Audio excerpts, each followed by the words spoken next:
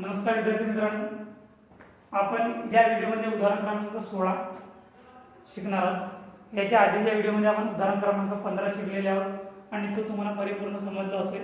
जर समजला नसेल तर तुम्ही मला त्या संदर्भात विचारा। आपण या व्हिडिओमध्ये उदाहरण क्रमांक 16 शिकूया आणि जो उदाहरण आहे तुम्हाला 16 क्रमांकाचा तो पाठवला आहे मी तुमच्या ग्रुपवर।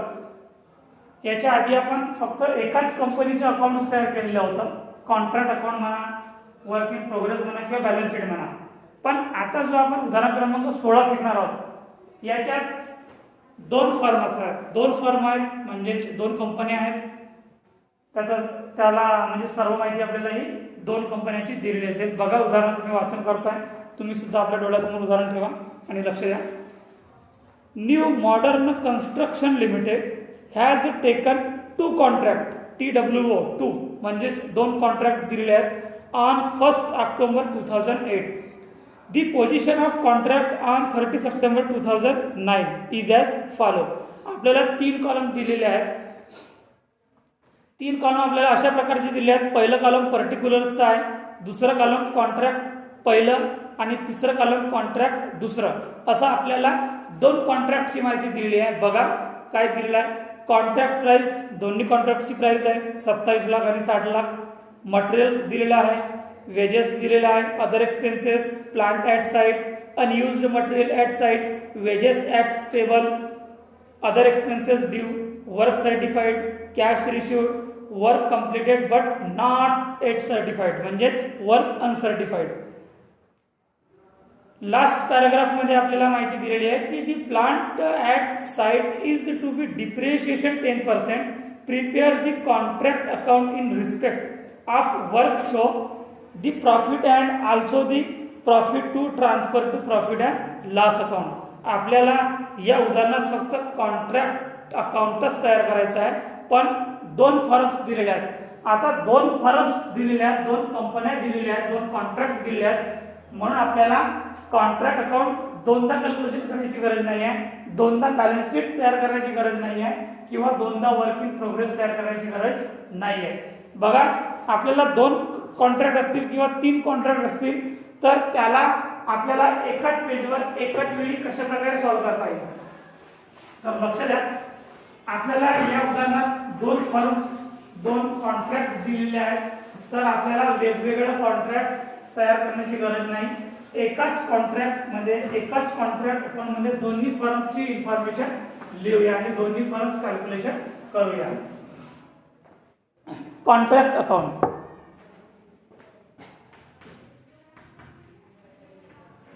Contract account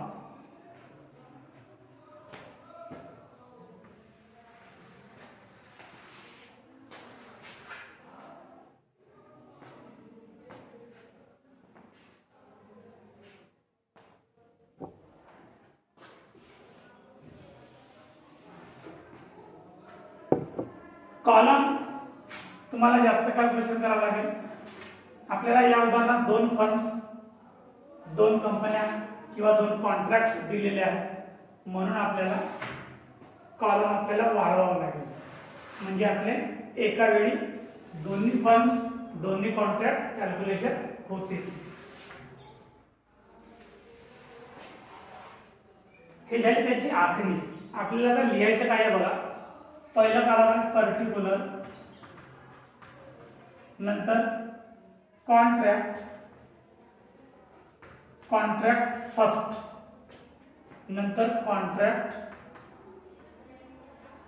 second, rupees, particular, particulars, contract first, rupees, contract second, rupees. ही झाली आखणी या उदाहरणाची, कारण या उदाहरणात आपल्याला दोन कॉन्ट्रॅक्ट दिलेले आहेत, दोन फर्म्स म्हणजे दोन कंपन्या दिलेल्या आहेत। ठीक आहे, तर आपल्याला आखणी अशा प्रकारे करावी लागेल। जर तीन कॉन्ट्रॅक्ट असतील तर आपल्याला तीन कॉलम वाढवावे लागतील, तीन कॉन्ट्रॅक्टचे। चार असतील तर आपल्याला चार कॉलम वाढवावे लागतील। बघा आपल्याला उदाहरणात काय दिलेलं आहे। सिरियल नंबरने जाऊ, आपण पॉईंट टू पॉईंट जाऊया जेणेकरून आपला एखादाही पॉईंट सुटता कामा नये. पहिलं point contract price. Contract price आपल्याला कॉन्ट्रॅक्ट अकाउंटवर लिहिल्या जात नाही कारण की तो आपल्याला ऑलरेडी त्याचा प्राइस दिलेला आहे. नंतर आहे मटेरियल. पहिलं पॉईंट राहणार आहे मटेरियल. To materials. कॉन्ट्रॅक्ट फर्स्टचा मटेरियल दिलेला आहे 5,80,000. 5,80,000. 5,80,000. दुसऱ्या कॉन्ट्रॅक्टचा मटेरियल दिलेला 10,80,000. 10,80,000. नंतर वेजेस पेड. टू वेजेस दिलेला आहे 11,24,000. 11,24,000 आणि 16,50,000. 16,50,000. वेजेस नंतर दिलेला आहे other expenses. To other expenses दिलेला आहे 28,000 आणि 60,000. 28,000 दुसऱ्या कॉन्ट्रॅक्टचा आहे 60,000. नंतर plant at site. 1,60,000. Plant at site 1,60,000. To plant at site पहिल्या अकाउंटचा दिलेला आहे 1,60,000. दुसऱ्याचा दिलेला आहे 3,00,000. बघा उदाहरणार्थ मिस्टर कशी आहे. जो आपल्याला प्लांट ऍट साइट दिलेला आहे तर कॉन्ट्रॅक्ट पहिल्याची अमाऊंट आहे 1,60,000 आणि कॉन्ट्रॅक्ट दुसऱ्याची अमाऊंट आहे 30,00,000. असं राहत नाही, थोडा कमी जास्त प्रमाणात राहतोय कारण की त्याचं कॅल्क्युलेशन करून बघितलं मी तर तो 30,00,000 नाही आहे तर तो 3,00,000 आहे. म्हणून तुम्ही जो उदाहरण लिहिले असाल आपल्या रजिस्टर मध्ये तर त्या तिथं तुम्ही एडिट करा आणि 30,00,000च्या ऐवजी 3,00,000 लिहा. Unused material at site. Unused आहे तो उपयोगात नाही आहे. Unused material at site. To unused material. Unused material आहे 40,000 आणि 60,000. 40,000 60,000. नंतर आहे wages at payable. To wages आहे 36,000 आणि 54,000. 36,000 54,000. नंतर दुसऱ्या पेज क्रमांकावर माहिती दिलेली आहे other expenses due. To other expenses due 4,000 आणि 9,000. 4,000 आणि 9,000. नंतर वर्क सर्टिफाइड तर क्रेडिट बाजूला येईल by work certified. Work certified आहे 16,00,000 आणि 30,00,000. 16,00,000 30,00,000. कॅश रिसिव्ड येणार नाही कारण की त्याचा आपल्याला प्रॉफिट काढण्यासाठी वापर करता येईल. Work completed but not yet certified म्हणजे by work uncertified. किती आहे वर्क अनसर्टिफाइड 80,000 आणि 90,000. 80,000 आणि 90,000. नंतर बघा the plant at site is to be depreciation 10%. आपल्याला आता काय करावं लागेल डिप्रिशिएशन म्हटलेलं आहे प्लांटवर तर बाय प्रॉफिट अँड लॉस. प्लांटची व्हॅल्यू किती आहे बघा. प्लांटची व्हॅल्यू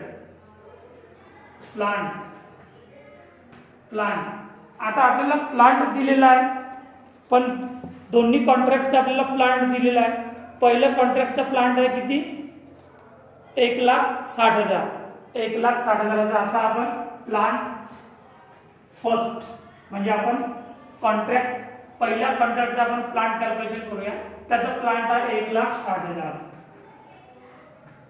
1,60,000 प्लांट आहे, किती पर्सेंट डिप्रिशिएशन म्हटलेलं आहे? 10%. तर -10% डिप्रिशिएशन. 1,60,000चं 10% डिप्रिशिएशन किती निघेल? 16,000. तर याच्यामधून 1,60,000मधून 16,000 मायनस करा, किती उरतील? 1,60,000 मायनस 16,000 1,44,000. 1,44,000. आपण पहिल्या कॉन्ट्रॅक्टचं डिप्रिशिएशन कॅल्क्युलेशन केलेले आहोत, म्हणून पहिल्या कॉन्ट्रॅक्ट मध्ये आपण अमाउंट लिहिलेली आहोत. आता प्लांट सेकंड कॉन्ट्रॅक्टचा प्लांट किती दिलेला आपल्याला? 3 लाख रुपये. 3 लाख रुपये प्लांट दिलेला सेकंड कॉन्ट्रॅक्टचा. त्याच्यावर 10% डिप्रिशिएशन मायनस 10% डिप्रिशिएशन. 3 लाखाचा 10% किती होणार आहे डिप्रिशिएशन? 30,000 रुपये. उरतील किती? 2,70,000 रुपये. हा झाला आपला calculation of plant contract first and contract second separately. Sorry, हे 2,70,000 इथे नाही, 2,70,000 इथे येणार आहे. हे झालं आपलं सेपरेटली कॉन्ट्रॅक्ट नुसार डिप्रिशिएशन कॅल्क्युलेशन झालेलं आहे. नंतर याच्या व्यतिरिक्त आपल्याला काही दिलेलं आहे का बघा. बाकी सर्व माहिती आपली कॅल्क्युलेशन झालेली आहे.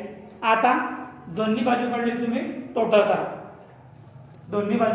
आता टोटल करा. पहिल्यांदा मी कॉन्ट्रॅक्ट फर्स्टची टोटल करतो आहे. किती आहे? कॉन्ट्रॅक्ट फर्स्टची टोटल 5,80,000 रुपये. 5,80,000, 11,24,000,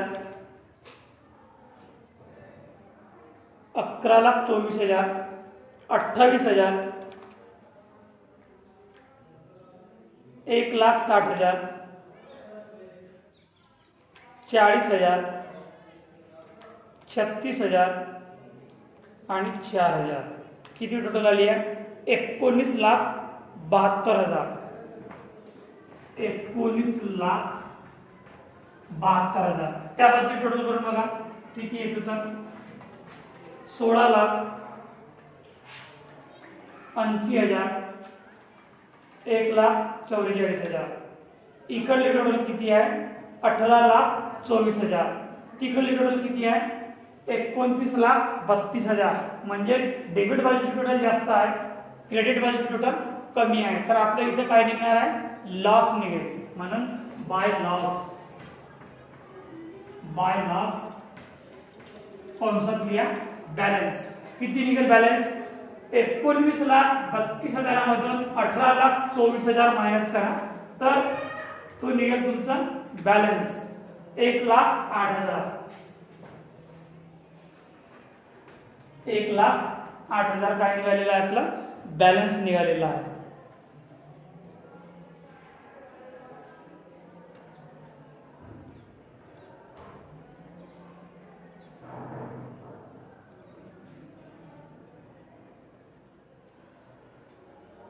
एकोणीस लाख 16,80,000, 1,44,000, 18,24,000 मायनस 19 लाख, 18 लाख, 16,80,000 आणि 1,44,000.